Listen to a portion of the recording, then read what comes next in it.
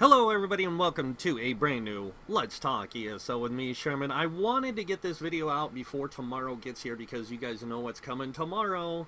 That's right, 5 healers, 5 support builds throughout the week. I'm going to be releasing those all the way up until Saturday, just like I did with the tanks. And yes, I need to be very clear on this, because a lot of people misinterpreted a lot of the things about those builds, and that is, they are non-meta, but in-game builds. Now, when I mean in-game, I don't mean in-game to compete or be the best. I mean in-game to be playable in the in-game. And it's to help you learn the mechanics of the game. It's help you to learn the dynamics of your build. Because not everyone has access to the best gear right out the door. And those that do have been playing the game for a long time anyways. So you're going to probably use the best setup for you as a player, and by your choice. So just to clarify a few other things, I've been in a big discussion on the forums about some stuff, and it's mostly about tanking, and a lot of people don't agree with me. They don't agree with my idea of like playing how you want. They don't agree with the devs allowing that or anything else, because they feel like you have to play by the specific rules of the meta. Now, I understand the meta. I know how it works. I know why they say that my builds are gimped, or I'm not doing anything for the group and all this kind of stuff. But they haven't given me a chance to explain the rest of my builds. And that's where this is going to come in. So this week I'm going to be going over the healer and support roles. And I'm going to start by explaining that. So what is a healer? A healer is a healer. That's exactly what it means. It's exactly as the base description of the game. Now I'm going to show you guys this base description because it's right here in this section under healer. Okay, come on. So the healer says, heals and protects allies, keeping them alive throughout the battle. That's what the healers are meant to do. By the description and design of the game. Not by the design of the community and what they want or feel is best, but by the design the developers set forth. And these are the rules of the game. You don't make a game if you don't offer rules. I'm sorry. You don't. Now, heal and protect. So basically they're saying that you need to heal and protect. Now they don't mention support in here because support is pretty much the same thing as a healer, just a little different. Even any one of you ever played any other MMO, you guys know what a support character is. Support characters bring buffs, like group buffs, group debuffs, like enemy debuffs. They bring heals. They bring support capable things with them. Now in ESO, there isn't a lot of support sets for healers besides like a handful. So I'm going to be playing with utilizing a lot of those sets, along with a few other sets, to kind of give you a more dynamic group setup. So a lot of these sets is to create group dynamic. Okay? That's it. Now if you want to play the meta, I suggest you go look at Outcast, Deltia, Woolery, Wooler. I need to rephrase that. Wooler. And even, you know, other people. Go look up their meta builds and see how they work. And in reality, in the end, you're going to see that there's a lot of similarities between what I'm doing here and what they offer. These are not exactly meta builds, but they're as close to that as you can get as a new player. Now, the reason I'm creating a lot of these builds different from the meta is because, like I said, I know a lot of people don't have sets out the door that are going to be equal to the meta. Some people won't have access to some of those sets until they play some of the content. So if you notice, a lot of my builds I released last week used a lot of like world drop sets mixed with dungeon sets. I didn't include any like VMA stuff, no, none of that stuff. And that's because nobody has access to that when they begin. They don't have access to VMA and master weapons and maelstrom weapons. They have to go and earn them, just like we do. Now, if you want to go get those items, these builds will help you do that. Now, they won't help you get through Maelstrom Some of the DPS builds I released might with some adjustments, but if you want to get through Maelstrom Arena, I would suggest going look at Gilliam the Rogue's builds for Maelstrom Arena, Deltia, Alcast, again, and anyone else who offers VMA builds, because those guys run it all the time. They know that stuff.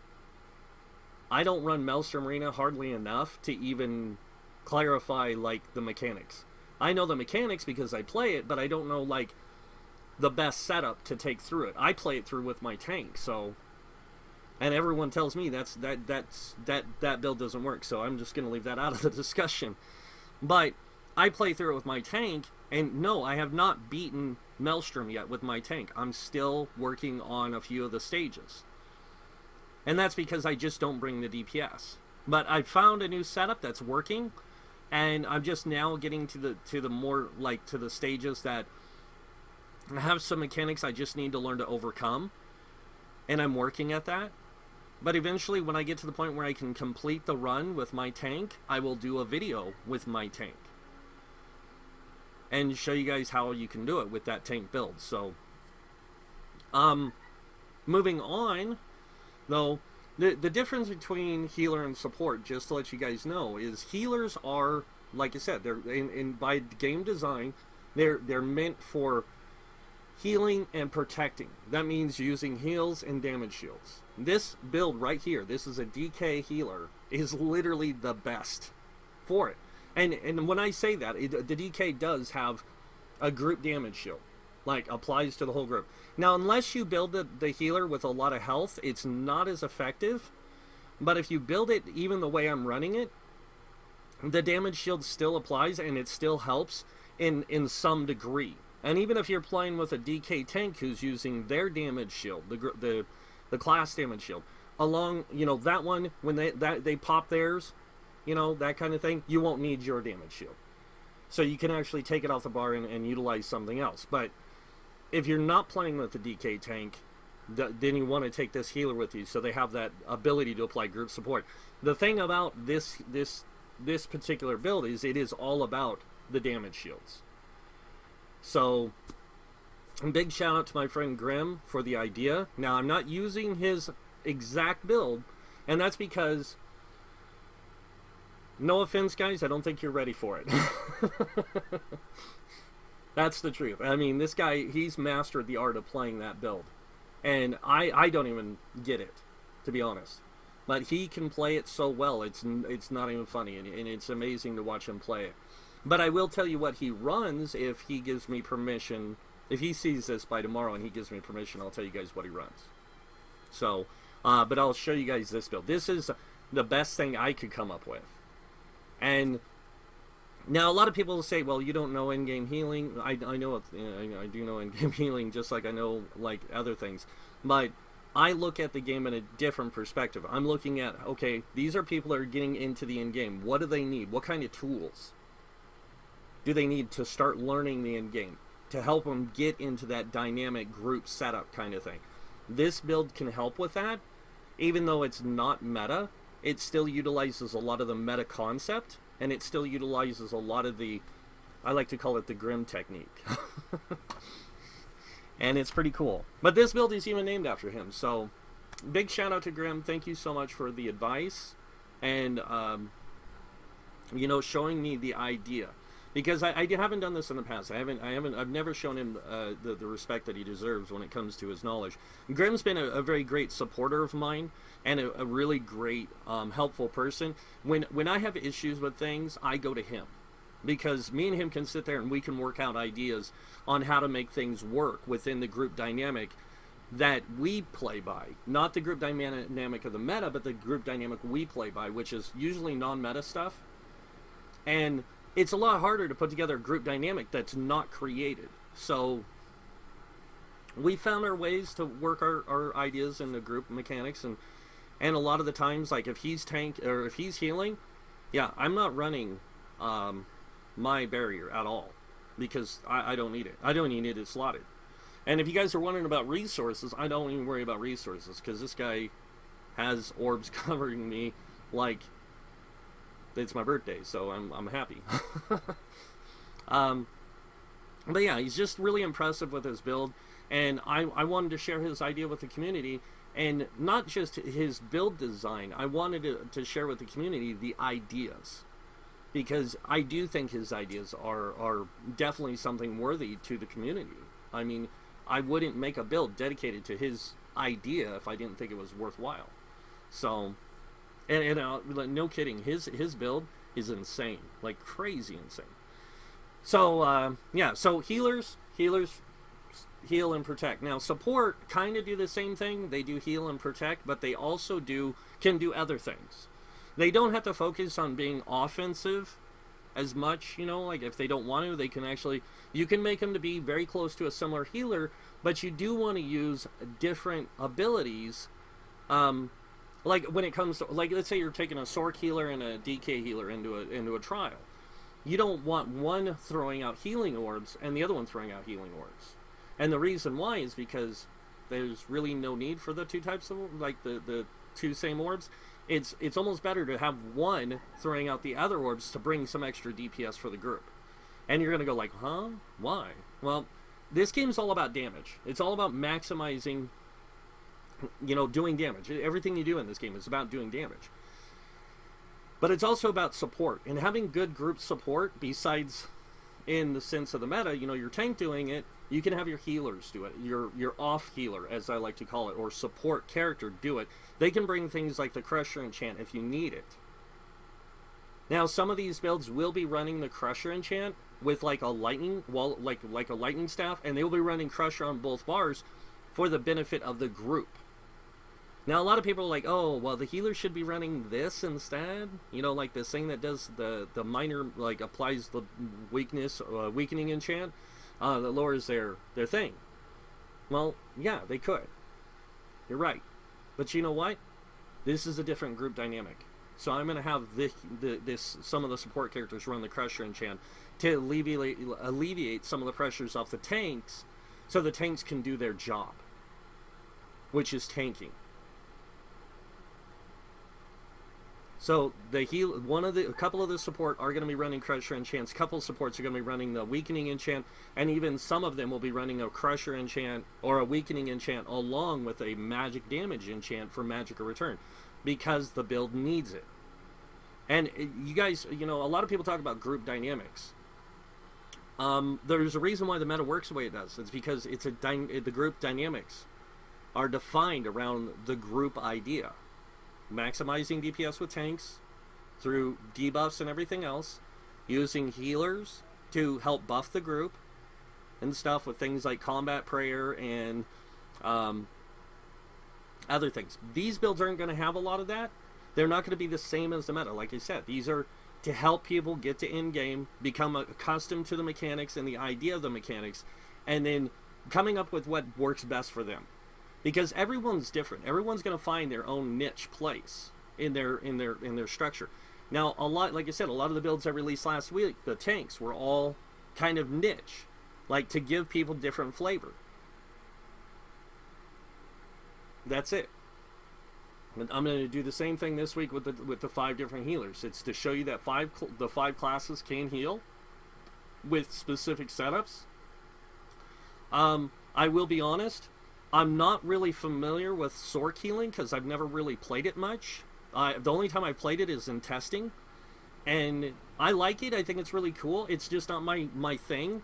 So if the Sork healer doesn't turn out like how you would think, please feel free to feed me like feedback on it so I can adjust it and give it new, you know, like a new flavor if need be.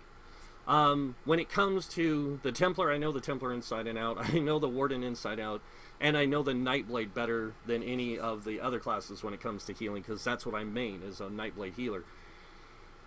So you're going to see a little bit of different stuff in each build. And the healers are going to be different from the support. Now, support is basically like when you're in a trial, you usually have 2 healers. Well, in this case, you're going to have a healer and you're going to have a support. And the healer is going to be doing their job of healing mainstay most of the time.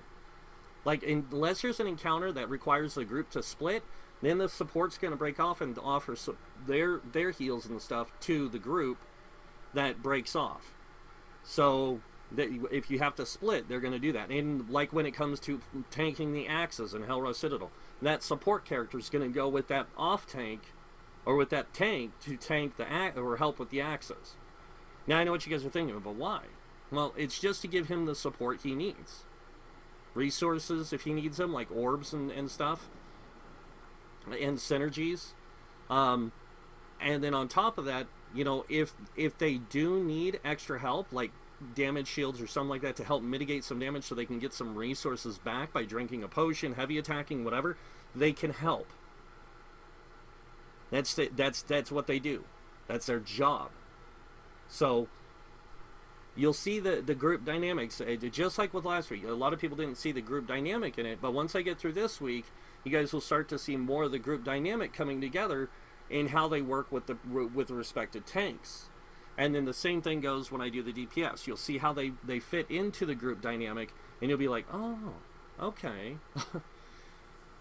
So, and that's just it. You know, changing the group dynamic sometimes helps a lot. And in this case, I'm changing the group dynamic because I know that learning the game and learning, like when I first came into this game, I already had background in MMOs, but I wanted to start with the basics. So I found a very simple, simplistic, basic Templar tank build that was Deltia's, and I played it for a while. And honestly, nothing against Deltia and his idea. It was a great idea. It worked great. It's just, it didn't fit my personal preference and playstyle. Later on down the road, I made some adjustments. And then I went back to one of the ideas he offered, which was Swarm Mothers on a Templar, because they don't have chains. So I went back to using that, and it worked out for me in a big way. So that gave me the ability to have something similar to chains, and I can do it. I can tactically block with that. It's pretty cool. Like, I can do it and then pull people to me and let go of block, heavy attack kind of thing, and other similar things like that. But remember, as a group, you have to work as a group in order for things to work. So with these ideas I'm offering, they're to, as a whole, work together. So just remember that. It's as a whole. It's not individuals, it's as a whole. You have to utilize all the tools I'm giving you to make it work. Otherwise, your group dynamics is going to fall apart. So if you go to play in a trial, and you're using my healer, my tank, and you have a bunch of meta people with you, it's not going to work out too well. Because they're going to expect you to have certain things. If you don't have those tools, it's not going to work as well as you think. Because their group dynamic is built differently than the group dynamic I'm offering. So yeah. But that's pretty much it. I hope you guys are excited for this week. I'm kind of excited. I'm also kind of nervous about the Sork release, because see, I'm doing the DK first, Sork second, then I'm doing the Nightblade, then the Warden, and then the Templar. If you guys haven't noticed, I've been kind of doing an order kind of thing, and that's because I've been releasing based on, like, ability. So like when it comes to healing, DK doesn't have the greatest heals, but they can still heal because they have really good damage shields. So they have other ways to help in groups besides just healing. They do have some good heals, don't get me wrong, but they're just not quite as good as you would think. When it comes to the the Sork, same thing. They have really good heals, but they don't quite work as well as like the Nightblade. The Nightblade works better because the Nightblade has more burst heal in a sense. It has more heals over time, but it also has really good burst heal effect when you utilize the staff in the right way. So you can get some pretty good burst heals out of it. And then when you go on to Warden, Warden has a ton of heals anyways built into him, just like the Nightblade does. But the Nightblade's heals are all over time, where the Warden's is kind of like on timers. Except for a few abilities, and then you go on to the Templar, which is everything's super active with them, unless you're talking about their ultimate heal and their one of their other heals, which a lot of people don't use. But it's you can still utilize them if you have to, like in the beginning of dungeon runs, that kind of thing, like when you're beginning dungeon running in normal difficulty, that kind of stuff. But later on, you want to expand out to other heals. So again, these are not meta. These are not competitive in-game stuff. This is to give you as stepping stone to either get to the meta or stepping stone to get you to something you prefer for in-game. So if you like the idea and it works for you, you can keep playing it. If you don't, you can change it out for something else. It's up to you to decide. I cannot force you to play any other way than what you choose.